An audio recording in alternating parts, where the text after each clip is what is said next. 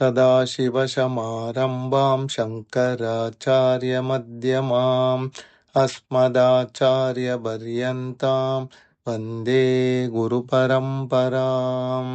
नारायणं नमस्कृत्य नरं चैव नरोत्तमं देवीं सरस्वतीं व्यासं ततो जयमुदीरयेत्. हरि ओम्. இப்போ போன எபிசோட்ல பாண்டுவுக்கும் குந்திக்கும் நடந்த சம்பாஷணையை பற்றி நாம் கேட்டோம். அந்த சம்பாஷணையில் பாண்டு குந்தியிடம் தனக்கு சந்ததி இல்லாத காரணத்தினால் அந்த காலத்தில் பழக்கப்பட்ட தர்மசாஸ்திரத்தில் சொல்லப்பட்ட பெண்கள் ஒரு அந்தணரையோ ரிஷியையோ அண்டி குலத்திற்காக வேண்டி குழந்தை பெற்று கொள்ளலாம் என்ற விஷயத்தை சொல்கிறான். அதுக்கு குந்தி தன் தரப்பில் இருந்து எப்படி மனத்தில் ஏற்பட்ட ஒரு சங்கல்பத்தினாலேயே குழந்தை பெற்று கொண்டவர்களின் கதையை சொல்கிறார். திரும்பவும் பாண்டு அந்த கதை எனக்கும் தெரியும், இந்த குழந்தைகளை கணவனிடம் அல்லாது மற்றவர்களிடமிருந்து பெற்றுக்கொள்ளும் முறை முன்னமே இருந்தது. அதை ஸ்வேதகேது என்ற முனிவர் தான் அதை நிறுத்தி அப்படி செய்யக்கூடாதுன்னு சொன்னது. அதுக்கு முன்னாடி இந்த பழக்கம் இருந்தது, இப்பவும் இருக்கிறது அப்படின்னு குந்தி கிட்ட சொல்றார். இதை கேட்ட உடனே அதோடு இல்லாமல் பாண்டு குந்திக்கிட்ட கணவன் சொல்லை தட்டக்கூடாது, அது மிகப்பெரிய பாவம்.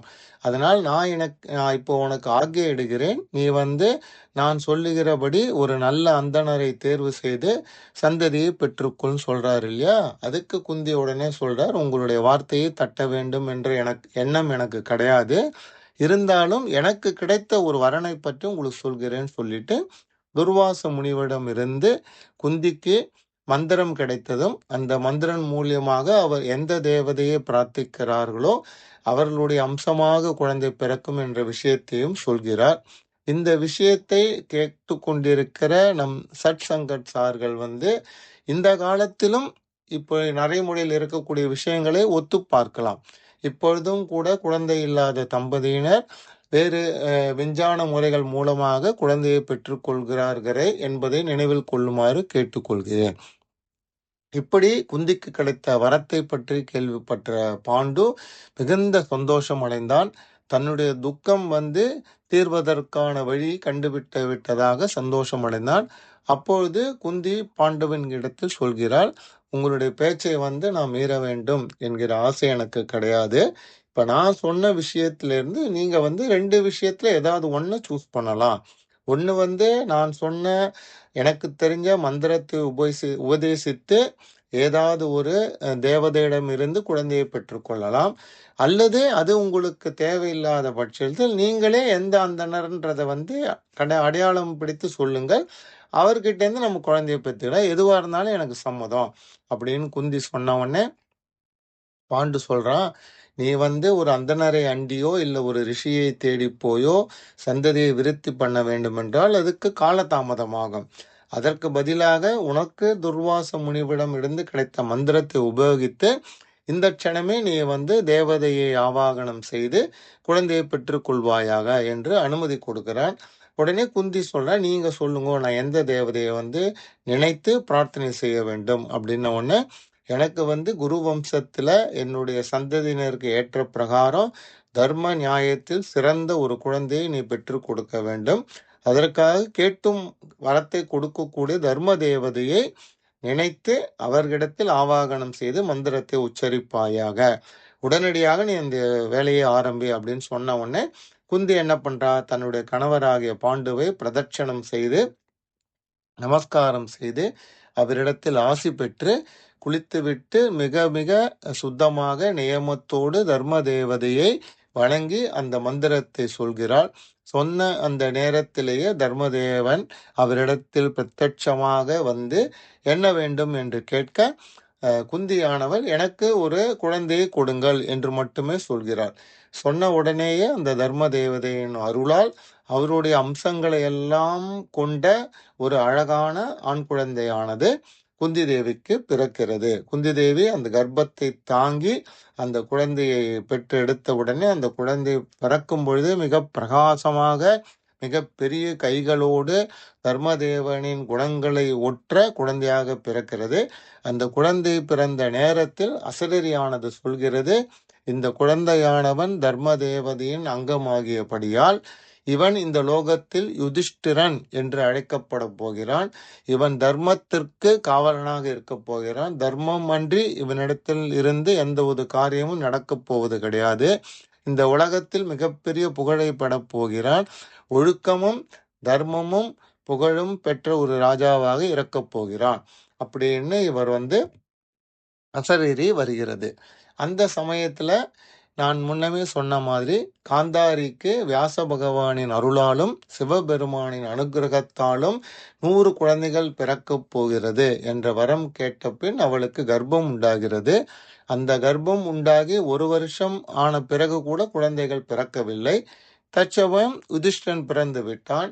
அதன் பிறகு இன்னும் 1 வருடம் கடந்து 2 வருடம் முடிந்த நிலையில் குழந்தை பிறக்காத காந்தாரி பாண்டுவுக்கு குழந்தை பிறந்ததையும் குந்தி தர்மதேவதையின் சொரூபமாக ஒரு ஆண்மகனை பெற்றதையும் கண்டு மிகவும் துயருற்றாள்.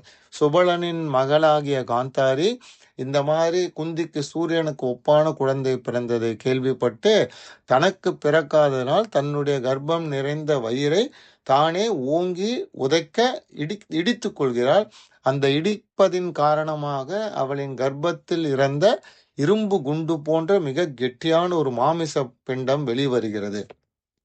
அந்த மாமிச பிண்டம் 2 வருஷம் கலந்து அந்த பிண்டம் வந்ததை அறிந்து அதை தூக்கி போடலாம் என்று முடிவு செய்து அவள் திருதராஷ்டிரனுக்கு செய்தியை அனுப்புகிறாள். அந்த சமயத்தில் அஸ்தினாபுரத்திற்கு எதேச்சையாக வியாசர் பகவான் வருகிறார். அவர் விஷயத்தை அறிந்து காந்தாரியிடம் போய் என்ன நடந்தது என்று கேட்க, காந்தாரி வசிஷ்டரிடம் வியாசரிடம், நீங்கள் எனக்கு அனுகிரகம் செய்த பின்னும் சிவபெருமான் எனக்கு வரம் கொடுத்த பின்னும் எனக்கு பிறந்தது இந்த மாமிச பிண்டம்தான். இதுதான் இந்த வரத்தின் மகிமையா என்று கோபமாக கேட்க, வியாசர் சொல்கிறார், நான் எந்த காலத்திலும் பொய் சொன்னதில்லை. நான் சொன்னது உண்மை.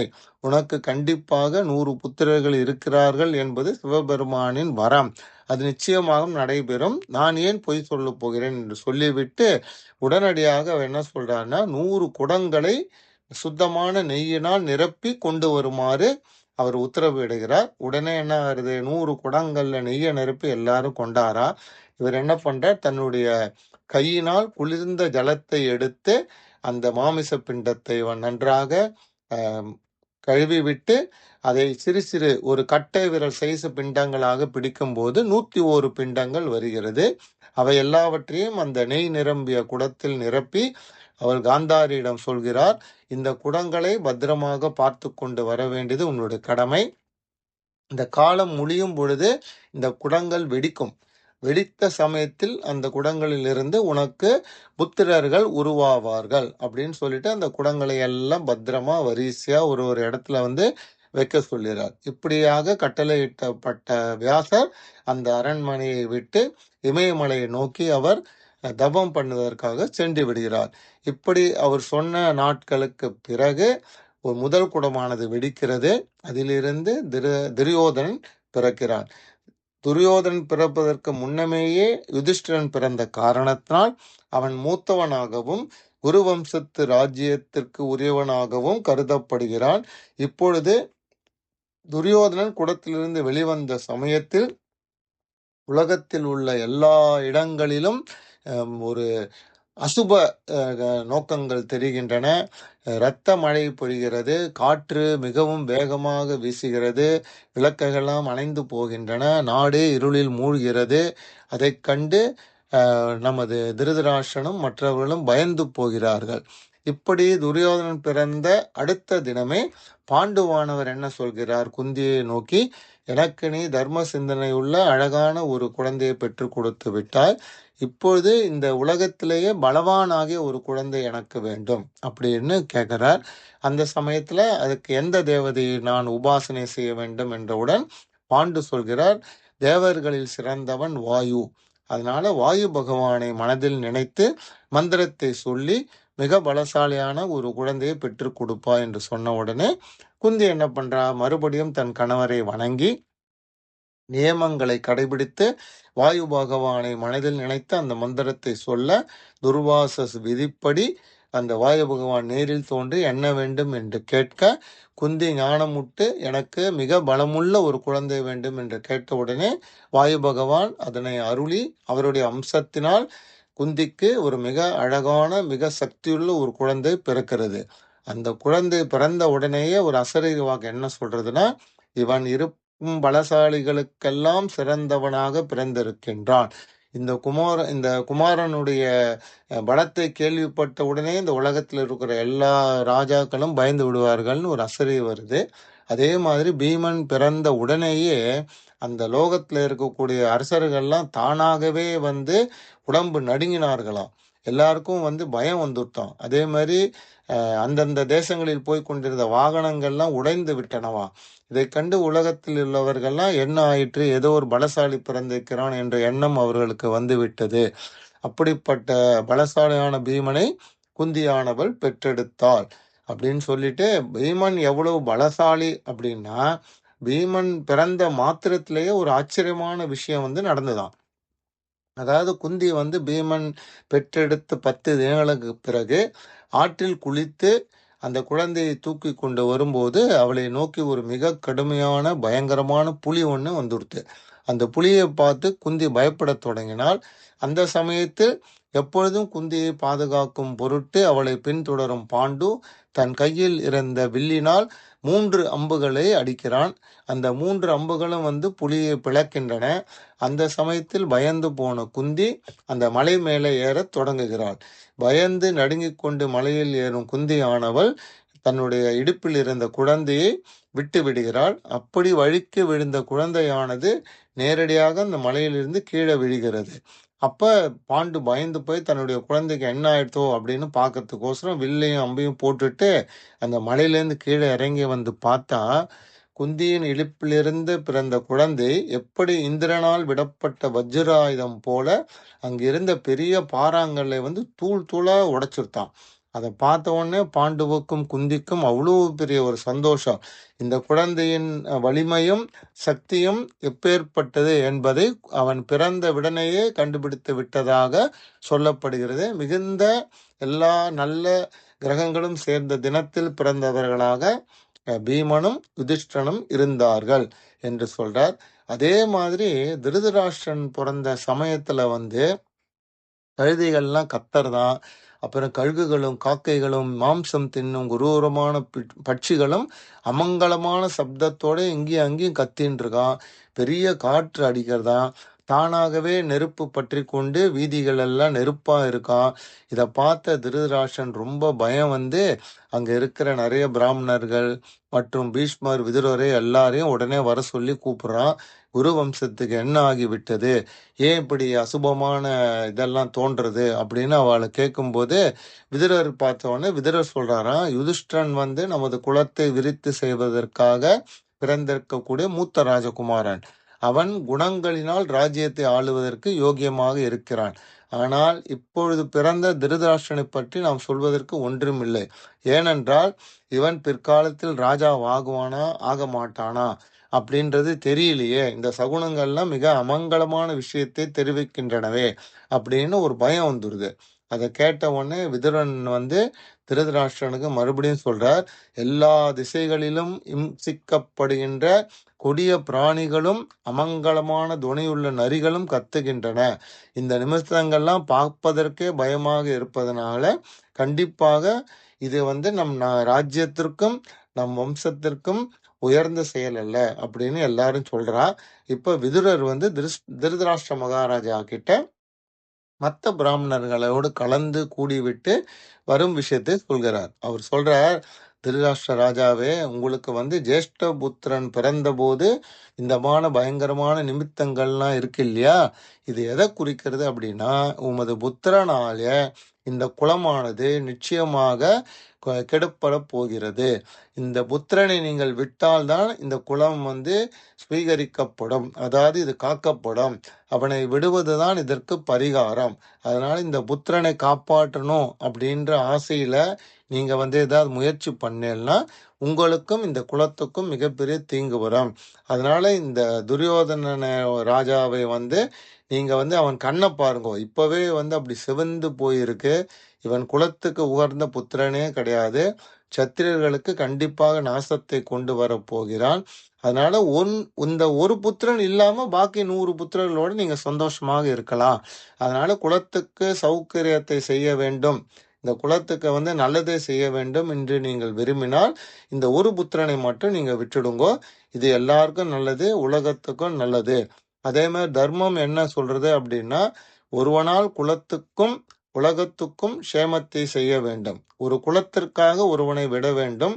ஒரு கிராமத்திற்காக ஒரு குலத்தை விடலாம், ஒரு தேசத்திற்காக கிராமத்தை விடலாம், தன்னுக்காக பூமியை விட்டு விடலாம் அப்படின்னு தர்மம் சொல்றது என்று விதுரரும் மற்ற பிராமணர்களும் இவனை பார்த்து சொல்ல, ஆனால் புத்திரன் மேல கொண்ட பாசத்தாலும் அதோடு இல்லாமல் 3 வருடங்கள் கழித்து பிறந்ததனாலும் அந்த புத்திரனை விடுவதற்கு திருதராஷ்டிரனுக்கு மனசே இல்லை. அதனால் அவ்வாறு செய்ய முடியாது என்று சொல்லிவிட்டான். ஸோ அந்த தினத்திலேயே அதற்கப்புறம் ஒவ்வொரு தினங்களாக ஒவ்வொரு குமாரர்கள் திருதராஷ்டிரனுக்கு பிறந்தனர்.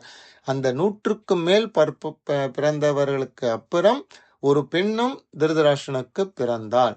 இப்படியாக பீமன் பிறப்பதற்கு முன்பு திருதராஷ்டிரன் பிறந்தான். பீமனுக்கு பிறகு ஒரு நாள் விட்டு மற்ற கௌரவ புத்திரர்கள் அனைவரும் பிறந்து கடைசியாக ஒரு பெண்ணும் பிறந்தார் அப்படின்னு சொன்ன உடனே இப்ப நம்ம ஜனமேஜயன் கேட்கிறார், திருதராஷ்டிரனுக்கு 100 புத்திரர்கள் தான் அப்படின்னு நம்ம சிவபெருமான் வரம் கொடுத்திருக்கும் போது 101 புத்திரர்கள் பிறந்தது எப்படி? அதிலும் ஒரு பெண் அவருக்கு பிறந்தது எப்படி? அந்த கதையை எங்களுக்கு சொல்ல வேண்டும் அப்படின்னு சொன்ன உடனே வைசம்பாயனர் எப்படி பெண் குழந்தை திருதராஷ்டிரனுக்கும் காந்தாரிக்கும் பிறந்தது என்ற கதையையும் 101வது புத்திரன் யார், அவன் யாருக்கு பிறந்தான் என்ற விஷயங்களையும் ஜனமேஜயனுக்கு சொல்ல ஆரம்பிக்கிறார். அந்த கதையை நாம் அடுத்த எபிசோடில் பார்க்கலாம். ஹரி ஓம்.